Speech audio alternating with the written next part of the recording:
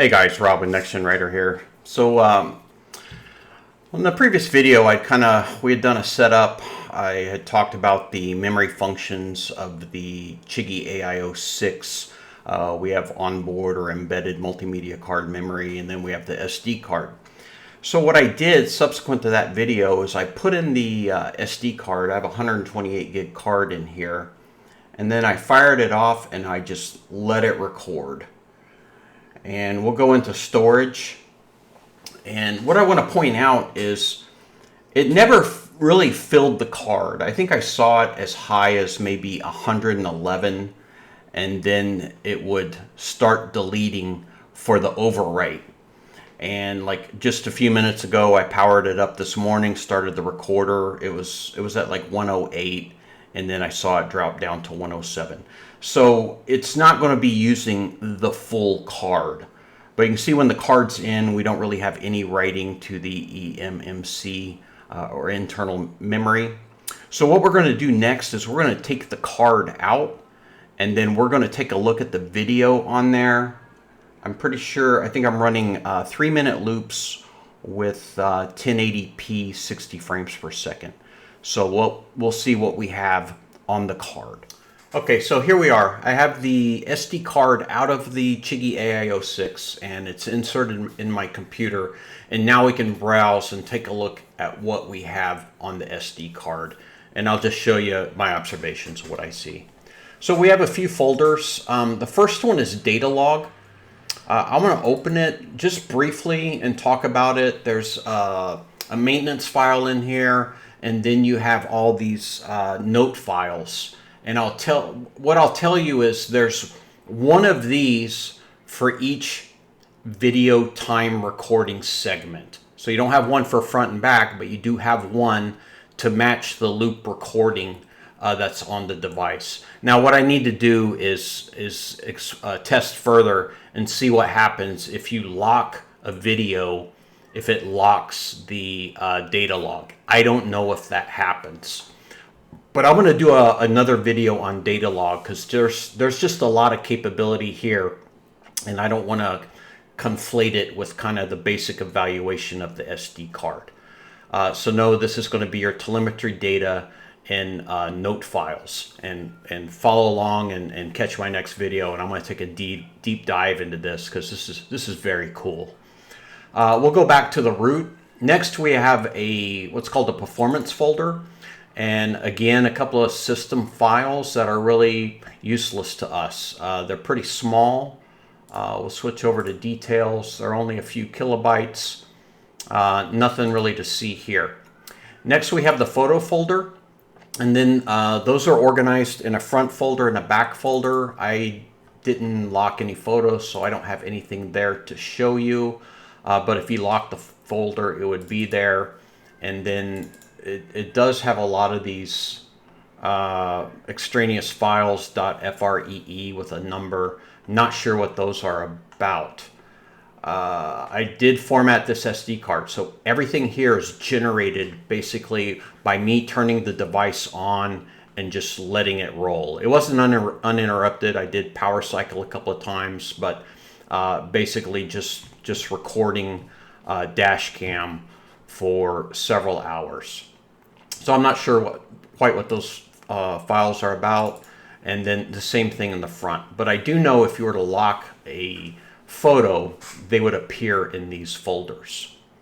Okay, next, thumbnails. So when the video files are displayed and browsed either locally on the device, through the onboard options, or through the Chigee Go app, it displays thumbnails. So it captures the thumbnail and creates the image, and then stores those in a folder called thumb. And then you have a video database over here. It's relatively small, 96 kilobits, and or kilobytes, I guess I should say. And I suspect what that does is that's connecting videos to the thumbnails, and then interacting with the either the Chigee Go app or the device to display everything properly and make that connection. Okay, lastly, we have the video folder. So here again, we have a hidden system folder. There's nothing in there. we have a folder for the back video, a folder for the front video, and then some small system files. These are actually 0 bytes each. So now let's jump into the back folder. Now here I will capture all the files, and we'll jump into properties, and you can see at 1920 by 1080 with the 60 frames per second frame rate for basically a full SD card that's gone into overwrite, we have about 50.9 gigabytes of video across 118 files. Now, by far the majority of these are going to be 3-minute loops. So we'll look at that over here. We'll go to details, and now you can see the cumulative length of all that video, and it's 5 hours, 39 minutes, and 6 seconds. So about 5.5 hours of video representing the back cameras. So now we go to the back camera. Now we go to the front, and let me get this into a detail, and we'll do the same thing, and it's going to be the same result. So we'll go into properties. It matches 118 files, 5 hours, 39 seconds, minutes and 6 seconds, 1920 by 1080 with 60 frames per second video. So there you have it. If you you can, I think you can turn down frame rate. Now I can't remember. You can definitely turn down resolution. You can run 720p. So there's some settings that you can change to get more video stored on the SD card. And then obviously just remember, this is a 128 gigabyte SD card. If you go up to 256, what the Chigee can handle, then you'll basically double your capacity there. So you can get about 100 gigabyte on the front and back. I don't know what's going to happen in fusion mode. I'll have to do that testing. So fusion mode is not to be confused with CarPlay fusion mode, but fusion mode for recording takes the front and back cameras and kind of stitches them together. That's kind of new for me, and I haven't explored that yet, but I will take a look at that. But for the routine front camera recording, back camera recording at your best resolution and frame rate, these are the numbers. You're going to get about 5.5 hours of recording time. Let me double check. Is that what it was? Yeah, 5 hours, 39 minutes, or 1920 by 1080. So what else can I show you? We'll grab a video, and what I'll do is we'll look at the properties for one video. I'll show you some things that jump out at me. So here you can see the length. It's a 3-minute clip, 1920 by 1080, and you see data rates and total bit rate. So we're at about 20,000 kilobits per second for both data and total bit rate with a 60 frames per second video. On audio, we have 17 kilobits per second, one single channel mono audio with an 8 kilohertz sample rate. So pretty basic audio there, definitely not high fidelity. But the video data rate and bit rates are good. I've seen devices where they tout a standard 1920 by 1080 video at 30 frames per second, and then these data rates and these bit rates are very, very low.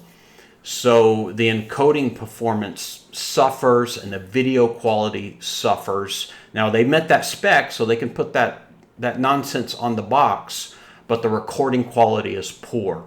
So here we have a very, very good encoding of our video from the image sensor via the image signal processor to the MP3 file. Another thing is, do note that these are, MP4. These are MP4s here, raw on the SD card. Some systems out there will have the file formats different.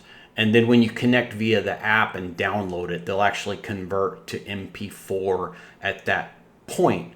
And a lot of times you'll lose a little bit of resolution there. You may lose a little frame rate or something like that because it's undergoing a conversion. So not the case here. Chigee is encoding. And then let me show you that. We'll open this up with VLC Media Player. And then we'll go into View or Tools, Codec Information. And here we go, MPEG-H Part 2, HEVC encoding, or codec, H.265 compression. So exactly what Chigee promised, and probably the best codec and encoding solution for dash cams. Very, we're not at H.264, which is going to make files bigger. We have the proper encoding codec with encoding solution. So I think that covers it. Just a little bit of a dive into video, not video quality, but kind of video architecture, video structure, file size, that sort of thing. So hopefully you guys find this video useful. Come back because I'm going to do another video where we're going to talk about these files in the data log. And it is pretty darn cool. We're going to be able to do some neat things with this, and I'm going to tease it a little bit, and I can't wait to get this thing on the bike so I have some very good sample files. So what's going to happen is Chigee's going to deploy GPX tracking on the AIO-6 devices. So this is the data system that they're going to use, but I have a feeling we can already use it. So stay tuned. Watch my next video. I'm going to talk about it. Thanks for watching.